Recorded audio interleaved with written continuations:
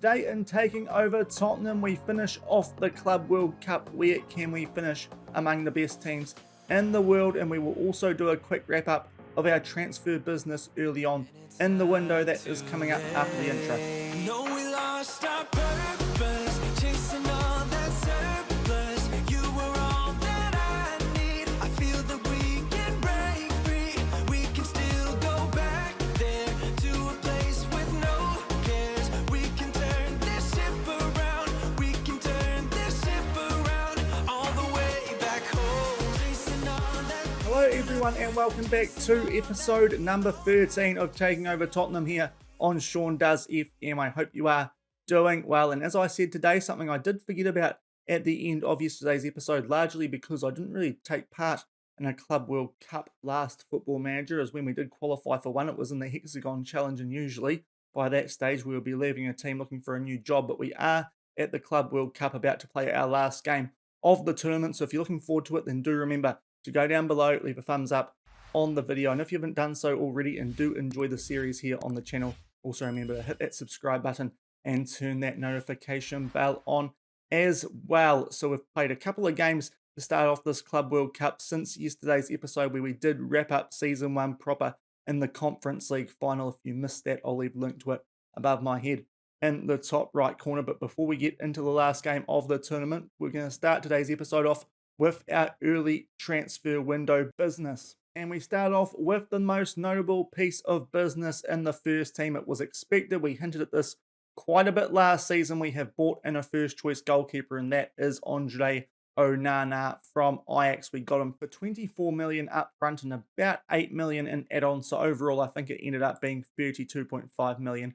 Indeed, it did. He has joined us from Ajax and does become our first choice goalkeeper, immediately pushing Hugo Lloris into the backup role. Not a bad get for us at all there. He is going to be our starting goalkeeper for the second season of Taking Over Tottenham. And most of the transfer fee for Andre Onana was immediately paid back to us by Real Madrid as they purchased Eric Dyer off us. Not a transfer I was expecting in terms of a team that we could sell Eric Dyer to, but once I did realise that despite being English, because he was trained up in Portugal, he is not considered as being trained in England. It did seem like a pretty good deal to try and get Eric Dyer off our books. Had fallen to the fourth choice centre-back, so we decided to let him go, especially when Real Madrid came in for £32 million for him. It was right at the top of his projected transfer value, so he has gone to Real Madrid. So far in the transfer window, we're pretty much even after selling Dyer and buying Onana, but we have also bought in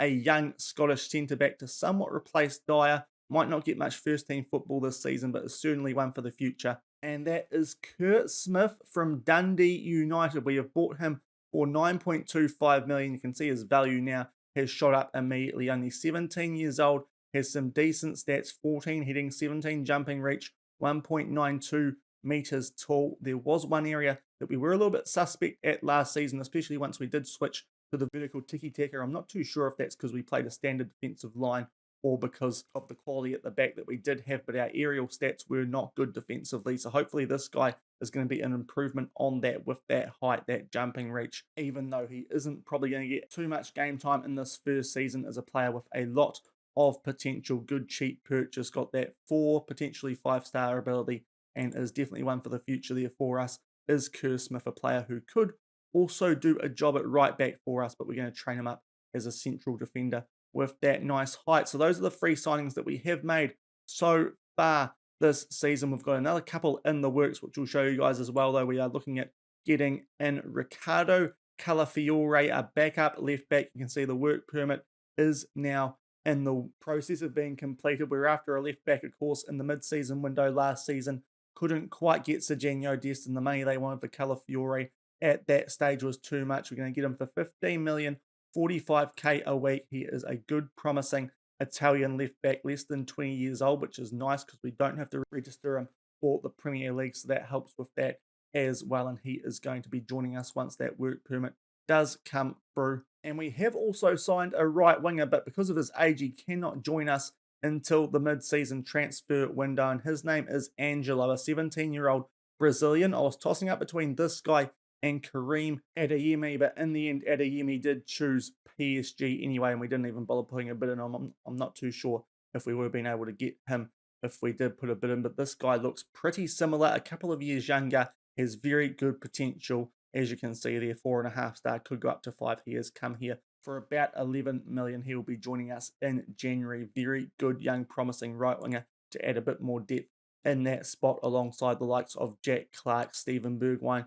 and Jesus Corona. Might mean that Jack Clark becomes a little bit dispensable at that stage, but good young Brazilian talent who might get a little bit of football in the second half of the season. Angelo from Santos. So those are the transfers that we have made so far or are in the works. What that means for our transfer budget, we have 24.9 million left once that Calafiore deal is completed. That will go down to about 10 million. We are looking at offloading the likes of Matt Doherty, maybe even Ryan Sessegnon, because he's worth about 40 million apparently. If we could get 40 million for him, that would be great. But just try and improve the quality of the squad overall in the backup positions. I think that's the one weakness we've got going into this season. We did a pretty good job last season, but with the Champions League instead of the Conference League coming up this season, I think we need more quality in our backup players. But if we can get a little bit more money, as I said, definitely looking to get rid of Matt Doherty at least. That would be hopefully about 17 million extra. We'd get this back up to about 27 million. Get in another right back and maybe another central defender, central midfielder to improve the quality in those areas. But at the moment, not too far off having a pretty good squad here for season 2 at Tottenham. But today we are focusing on the Club World Cup, a competition I didn't realize we had qualified for at the end of yesterday's episode, so that's why I forgot to mention it. But we will run you guys through the results very quickly. Won't show you guys highlights from all the games, but we'll run you guys through what we have done in this competition. It did actually start off technically at the end of last season. We ended up in a group with Deportivo Guadalajara and Tunis, but got the job done in both games. That first game against Deportivo Guadalajara, we really should have wrapped it up earlier. I won't show you guys the highlights, but I'll show you the stats because look at that. 42 shots, 15 on target. Guadalajara did nothing, but it took us until the 84th minute to break through with Andrea Bellotti off the bench. So that was a very dicey game in the end, despite our dominance stats-wise, but eventually got the winning goal, and I suppose that's all that matters, getting the 3 points in the group. And then we came out and beat Tunis a few days later. A similar sort of story, stats-wise, not as dominant, putting out a pretty heavily rotated team because our players had not returned from their holiday until just before that second game. So the players who played in the first game hadn't done their recovery like they usually would, so we're absolutely knackered. So we had to put out a fully rotated team for this game, and they got the job done fairly comfortably. So we went for our group quite comprehensively in the end, and when the new season ticked over, we did enter the knockout stages of the Club World Cup. And in the quarterfinals, we had to face off against Real Madrid, our first 11 back for this game, and luckily we got off to a pretty good start in the second minute, a corner which Shaun puts in, and Joe Rodon with another headed goal starting this season off, much like he did last season, and that was the scoreline for most of the game. But then in the 88th minute, Jovic gets in behind our defence and slots that away in the bottom right corner. Only allowed 3 subs in this Club World Cup, so a lot of tired players. But then at the 90-minute mark, we got back in front yet again through Joe Rodon to put us back in front. And then only a few minutes later, from a free kick, Rodon misses it, Lo Celso hits the post, and Bellotti tucks it away to put us 3-1 up. They did grab another goal back late there. Good header from Rodrigo to Jovic. Valverde back to Jovic, who's got too much pace for our defence at that stage of the game. But luckily, we did hold on for a 3-2 win in the quarterfinal over Real Madrid. So made our way through to the final 4 in this Club World Cup. And our semi-final was against English opposition. The entire final 4 is in fact all English, and we took on the Premier League champions. Still feels weird saying that, in Manchester United, and again got off to a pretty good start at the quarter of an hour mark. In Ndombele to Emerson Royale, plays it up to Bergwijn, over for Kane. Really nice ball that for Heung-min Son, tucks it away to put us 1-0 up. Nice and early. VAR checking that, but not too long off the back of that from a free kick. Rashford makes his way down the right here for United, just holds the ball up, puts the ball in, and Bruno Fernandes is there to tuck it away at the near post. And with about 15 minutes to go, they grabbed what was the winning goal. Scott McTominay in there for Cavani and tucks that away in the bottom right corner. And in the end, we missed out in the Club World Cup semi-final. So unfortunately, it's not a final that we've got today. We could potentially have tried to claim that we were the best team in the world if we won that game and the final, but unfortunately the Premier League champions doing us again. They're starting to pick up a little bit of a good record over us, Manchester United, and they defeated us 2-1 in that semi-final. And in terms of the other semi-final, that was between Chelsea, who I'm not too sure how they've actually got to this, considering they finished about 10th in the Premier League last season. I thought it was the top 4 teams that qualified, so I'm not too sure if it's because they won the Champions League 2 seasons ago or whatever happened, but nonetheless, they're at the Club World Cup. They lost out to Manchester City, so in the Club World Cup final, it's a Manchester derby, but in the third versus fourth playoff, it is a London derby, and we will be taking on Diego Simeone's Chelsea. Since we last took these guys on, he has been appointed their manager, taking over from the caretaker Neil Bath. So it's going to be interesting to see how we get on in this third versus fourth playoff with the new face of Andre Onana in goal, and hopefully we can at least grab a bronze medal from this Club World Cup against the team, as I said.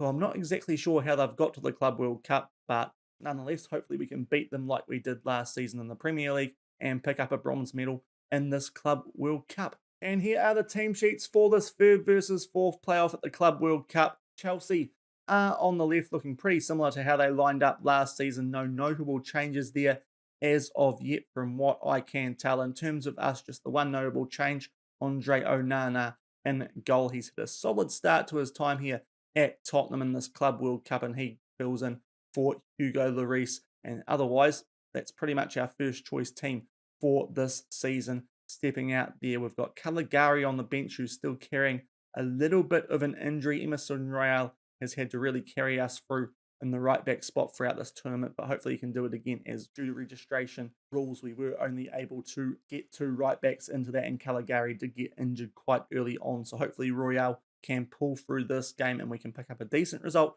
to try and take home the bronze medal. 4 minutes gone here, an early free kick to Chelsea. Hudson-Odoi puts this in. Chalobah trying to put that top left corner just over the bar, and still 0-0 nice and early. 10 minutes gone now, another set piece here for Chelsea, and this time Christensen tries to put that in the back of the net just over the bar again, but Chelsea have started things off stronger in the first 10 minutes, but we do get shown a highlight here from the restart. Rodon playing it forward to Emerson Royale, up to Jesus Corona, who did sit out that Manchester United game, has recently returned from an international break, but puts a ball across for Shaun, and after being under the pump for the first 10 minutes of this third versus fourth playoff, it is Tottenham 1, Chelsea 0. Good play there from Jesus Corona, back in the mix. As I said, he was away early in this tournament for an international duty with Mexico, but plays a really nice ball in here for Heung-min Son, a simple tap-in as he was in behind the defence. And after a bit of a shaky start, it is 1-0 Tottenham.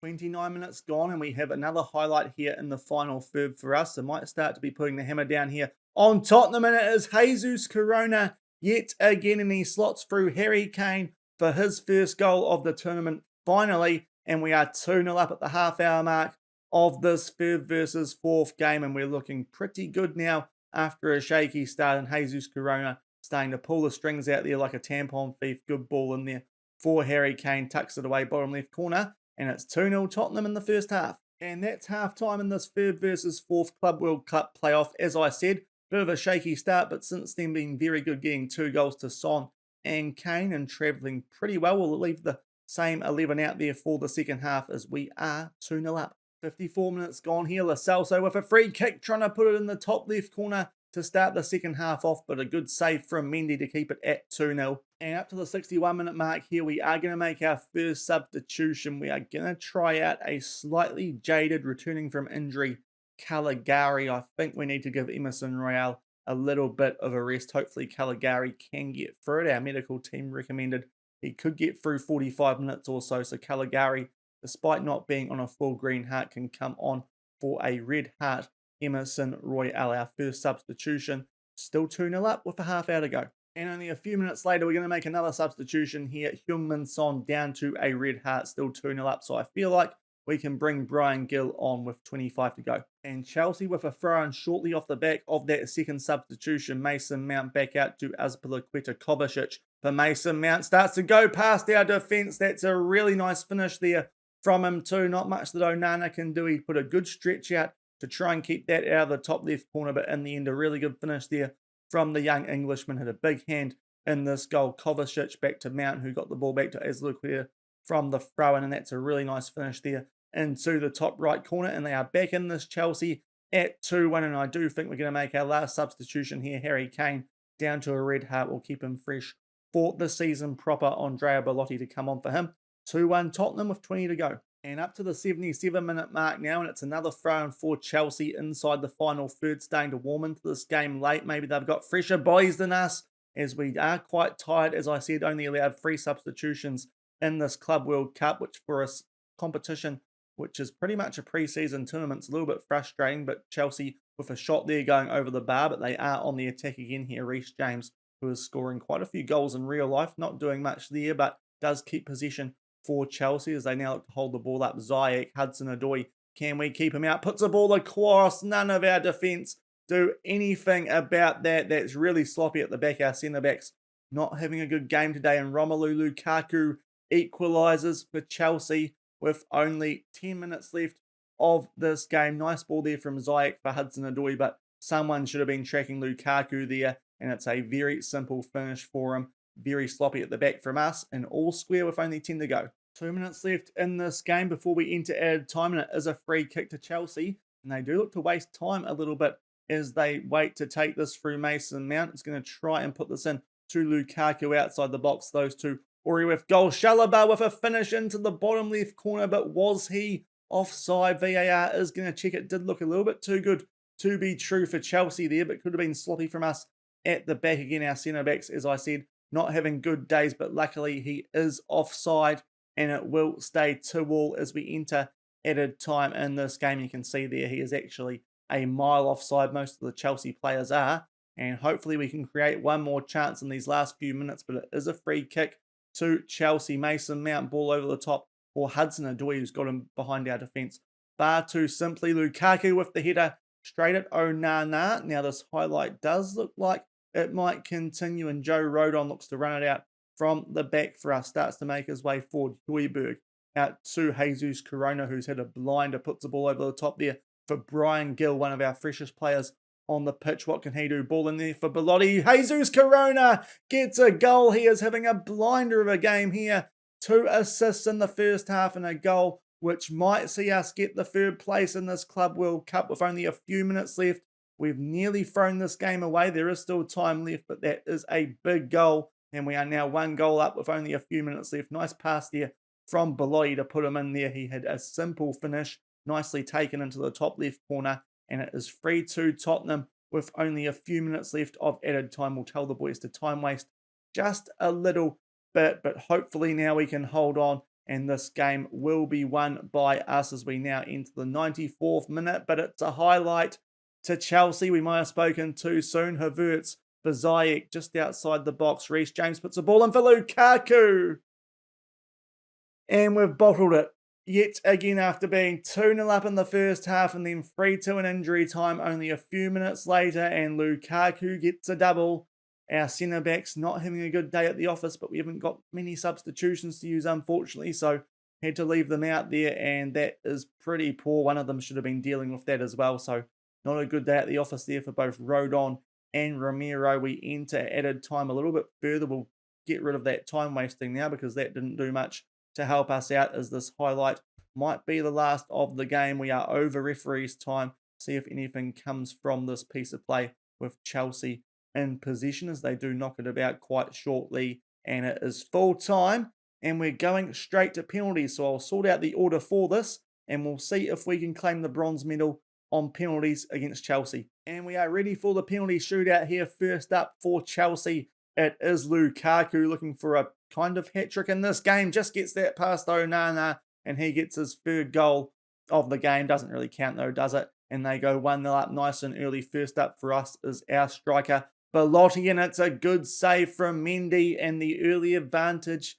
does go to Chelsea. That's a disappointing start there from the Italian striker, and Kai Havertz will look to put the advantage home here for Chelsea, drive the advantage home, but a good save there from Onana. And if Lo Celso can tuck this away, it is back at all square after 2 penalties apiece at 1-1, and he just gets that past Mendy into the bottom right corner, and it is 1-1. Next up for Chelsea is Kovacic. I suppose this game not overly important. It's only 3rd versus 4th at the Club World Cup, as Kovacic does put that away in the bottom right corner. But still nice to beat Chelsea when we get the opportunity, especially now that they do have Diego Simeone in charge. A good chance to see if they've improved since last season. As Højbjerg puts that away in the bottom left corner, it does look like they look a little bit better this season than they did last season with that change in manager after Thomas Tuchel got sacked before we could take them on last season. Ziyech just getting that past Onana, free to Chelsea after they have taken their fourth penalty for us. Renan Lodi, the left back, what can he do? The former Atletico Madrid man tries to rocket that into the top right corner, comes off the post. Not a terrible penalty, but unfortunately the post getting in the way. And now it is N'Golo Kante who will look to seal this for Chelsea, and it would be pretty similar to the Premier League if we were going to lose this, because finishing fourth against Premier League opposition in the Club World Cup after finishing fourth in the Premier League as well. But that is a good save from Onana. Had to stretch out quite a way to the right there and keeps it out, and we still have a chance to keep this shootout alive if Brian Gill can tuck this away as he makes the long walk up, starts to get his act into gear now, which is good. And we'll see what the Spaniard can do as he starts his second season here at Tottenham. Runs up, puts this in the bottom left corner, really well taken, sends Mendy the wrong way, and we now get to the additional penalty takers. First up, Christensen for Chelsea. What can he do? He puts it past Onana, went the right way, but couldn't quite pull off the save, and it is 4-3 Chelsea. Now players are taking quite a while to get up to these penalties, so I'm just going to have a little break when that happens, but it is Jesus Corona for us to try and put this in the back of the net. Again, the goalkeeper goes the right way, but can't quite keep it out for all, and it is now Cesar Azpilicueta who has the penalty for Chelsea to try and give them the upper hand, and he will. He puts that away in the bottom right corner, so it is still must score for us. And next up, it is going to be Caligari, the right back, who is carrying a little bit of an injury, or should I say just recovering from a little bit of an injury. So if anyone's going to miss for us, this is probably the most likely one, truth be told, based on that. But we'll see what he can do as we get the behind goal shot. And again, the goalkeeper goes the right way, but he puts it away nicely into the top right corner. Reece James primed and ready to go for Chelsea's next penalty. And he will look to slot this away, and he does. Really good penalty there from Reece James into the top right corner. And this is turning into quite a long penalty shootout, as it will next be for us Christian Romero, as he is now about to step up and take it again. The goalkeeper going the right way. Probably could have stopped that. Could Mendy, but it finds the back of the net, and after 8 penalties each, it is 6-all. Hudson-Odoi to step up here for Chelsea. Sends on Onana the wrong way there. Better get my player names right. And now for us, as it is 7-6. Next up, Tanguy Ndombele, as he finally makes his way up to the penalty spot. He will put that in the bottom left corner. The goalkeeper again going the right way there, does Mendy, but can't quite get to it. And it is 7-all. And off the back of this one, we'll be getting onto goalkeepers, and Shalabar does put that away. So I think for us, it is Joe Rodon. And then we get to the goalkeepers, and it will be all over again from the top. So this is turning into quite a long penalty shootout, as the Welsh centre-back, who's been pretty good for us in the first season, he was anyway, bit of a rough game today, but he can maybe make amends for it if he puts this penalty away to keep us alive, and he just bangs that in. Mendy not even bothering to save, and now it is goalkeeper versus goalkeeper, feeling very much like Villarreal versus Man United in the Europa League final. Mendy just gets that past Onana, goes the right way, but can't quite keep it out, and it is down to Andre Onana to try and get this to go to another full round of penalties from the top with Lukaku and Belotti. What can the Cameroonian goalkeeper do? Our new signing puts it through top left corner. Boy, I thought Mendy might be able to get his hands to that, but not quite. Too much power. It is 9-all, and we are back to the top with Romelu Lukaku, and he tucks that away nicely, bottom left corner. And now it is to our penalty taker, who missed the first penalty of the shootout, and Andrea Belotti. Surely he can't miss 2 penalties in a row, as he steadily makes his way up to the penalty box, and hopefully we can keep this going at 10-all after 12 penalties apiece. Really nice one that time, nice and hard into the top right corner. And now we are back to Kai Havertz, who I think missed his penalty the first time around. This time he puts it away in the bottom left corner, and it is now going to be survival of the fittest and of the mind, I suppose, because players having to come up to take their second penalty when they weren't expecting to. For us, it is Giovanni Lo Celso. We'll see how much longer this lasts and how much longer I can keep padding a bit here, because this is taking quite a while. Lo Celso, and Mendy saves it. And in the end, we will finish the Club World Cup in fourth. A little bit disappointing, especially against the Chelsea team. As I said, not too sure what they were actually doing here at the Club World Cup, but nonetheless, they were here. Got further than Liverpool, I suppose. So, fair play of them. But we go out to them, and we will finish the Club World Cup in fourth. A little bit disappointing, but a good tournament for us to start the season, albeit didn't have much of a break since the end of the Conference League. But a little bit of a disappointing result there, albeit doesn't mean too much. But after being 2-0 up in the first half, to end up having to take that game to penalties, especially after grabbing what looked like a winning goal through Corona in the 91st minute. That was a little bit disappointing.